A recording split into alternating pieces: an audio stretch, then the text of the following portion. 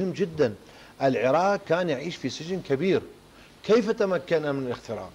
إضافة إلى كردستان احنا انتخبنا أو سلكنا طرق مختلفة من أجل الاتصال برفاقنا وبأصدقائنا في العراق.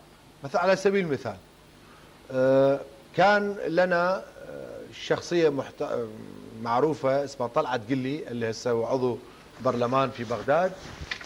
عن طريق زوجته حليمة خان كنا نبعث رسائل إلى الأخ علي عسكري اللي كان في الشطرة، أو أتذكر في الشطرة كان مدير ناحية أو مدير بلدية.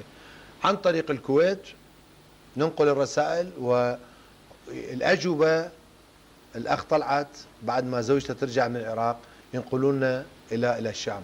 وهكذا كنا مثلا كان في سواق أكراد فيليين نبعث عن طريقهم من الكويت، نبعث كراريس كنا نصدر احنا او البيانات الاتحاد والكردستاني. لماذا؟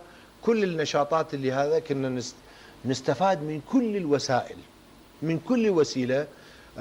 حتى كان في شخص هنا في سليمانيه اسمه حاجي عثمان، هذا كان ياتي الى بيروت ونحمله بعده طرق، يحمل البيانات او كراريس الاتحاد ينقلها إلى الشهيد شاهزاد، كان أحد الكوادر الأساسية في العراق، وهو كذلك رأسا ينقلها إلى الشهيد آرام، إلى وكر، كان في وكر شهيد آرام. وتم نحن في البداية لم نتطر أو لم نسلك السلوك التنظيمي الكلاسيكي، كل الوسائل استخدمنا التنظيمي وغير التنظيمي من أجل إيصال كل أدبيات الاتحاد الكردستاني إلى الداخل. لذلك مثلا على سبيل المثال صعدنا إشكال تنظيمي في كثير من المدن، المسؤول التنظيمي لن تصله الرسائل أو البيانات، أما شخص عادي بالقاعدة توصل له الكراريس. يعني بالبداية احنا قلنا يجب أن نرسل بكل الوسائل أدبيات الاتحاد، أفكار الاتحاد، لكي يطلع الشعب الكردي، يطلع العراقيين على الأفكار الجديدة، الوعي الجديد. لأنه كان في ذاك الوقت لا في راديو ولا في ساتلايت ولا في انترنت، فالطريقة الوحيدة هو تسريب البيانات، وكانت البيانات تطبع أو تكتب باليد مرة أخرى، وتم نشر أفكار الاتحاد الكردستاني، الأفكار الديمقراطية، أساليب العمل الجديد، كيفية الاعتماد على الجماهير، الأفكار اللي تبناها الاتحاد الكردستاني، وكيفية بناء نواة تنظيم ثوري يمكن أن يقود الحركة المسلحة. كل الأفكار بعثناها بشكل مختلف. النقطة الأخرى اللي أنت حكيتها مسألة بعد ما الاتحاد الكردستاني قدر يرسخ تنظيماته وقدر يرسخ قواته، والمئات والآلاف من الشباب التحقوا بصفوف الاتحاد الكردستاني من المدن، وقسم من التنظيمات، قسم مثل ما حكيت لك فقط من أجل الدفاع عن أنفسهم، من أجل الدفاع عن شرفهم، من أجل الدفاع عن قراهم، بدأوا يلتحقون بالثورة.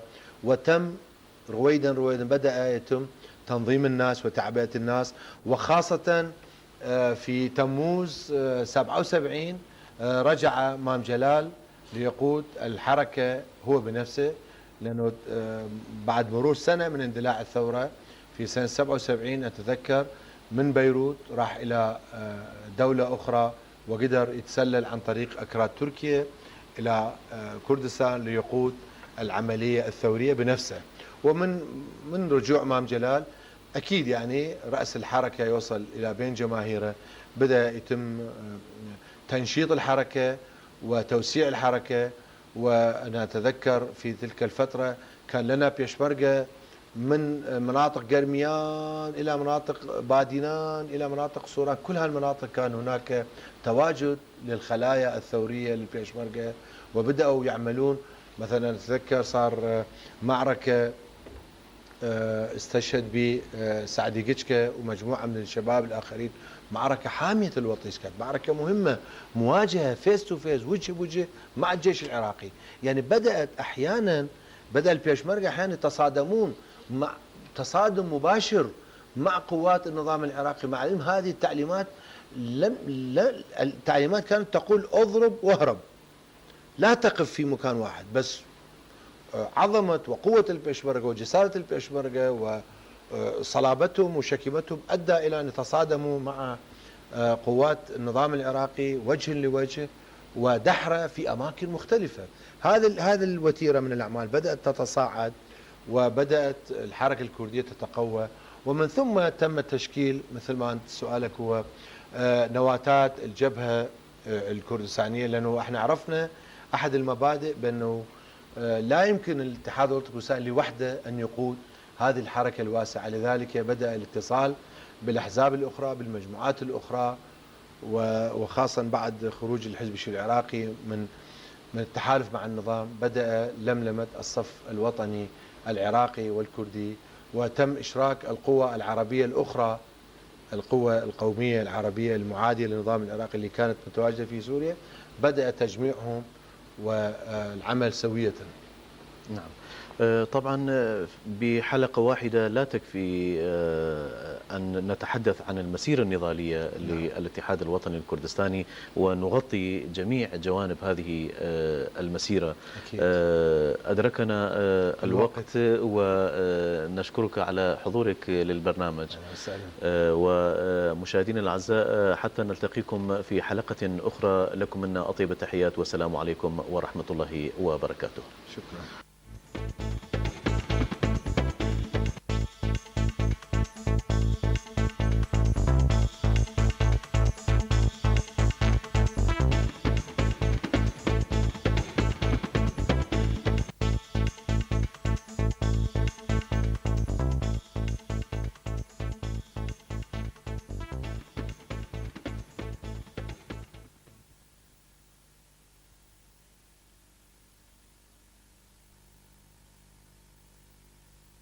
لا تكفي أن نتحدث عن المسيرة النضالية للاتحاد الوطني الكردستاني ونغطي جميع جوانب هذه المسيرة.